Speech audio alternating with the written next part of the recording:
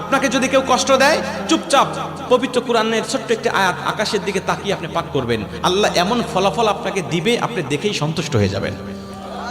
সূরা ইউসুফের ৮৬ নম্বর আয়াতের লাস্টের অংশে আল্লাহ পাক বলছেন, ইন্নামা আশকু বাসি ওয়া হুজনি ইলাল্লাহ। আপনি আল্লাহ পাকের কাছে বিচারটা দিয়ে দিবেন, আল্লাহর হাতে বিচারটা ছেড়ে দিবেন, আপনি নিজের হাতে বিচার করবেন না। কেউ আপনাকে ধোঁকা দিয়েছে, বোকা বানিয়েছে, কষ্ট দিয়েছে, আল্লাহকে বলবেন ইন্নামা আশকু বাসি ওয়া হুজনি ইলাল্লাহ। আল্লাহ পাক আপনাকে ফলাফল দিয়ে সন্তুষ্ট করে দিবে।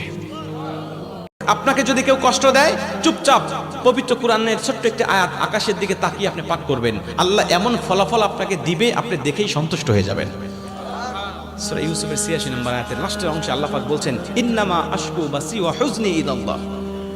আপনি আল্লাহ পাকের কাছে বিচারটা দিয়ে দিবেন, আল্লাহর হাতে বিচারটা ছেড়ে দিবেন, আপনি নিজের হাতে বিচার করবেন না। কেউ আপনাকে ধোঁকা দিয়েছে, বোকা বানিয়েছে, কষ্ট দিয়েছে, আল্লাহকে বলবেন ইন্নামা আশকু বাসি ওয়া হুজনি ইলাল্লাহ। আল্লাহ পাক আপনাকে ফলাফল দিয়ে সন্তুষ্ট করে দিবে।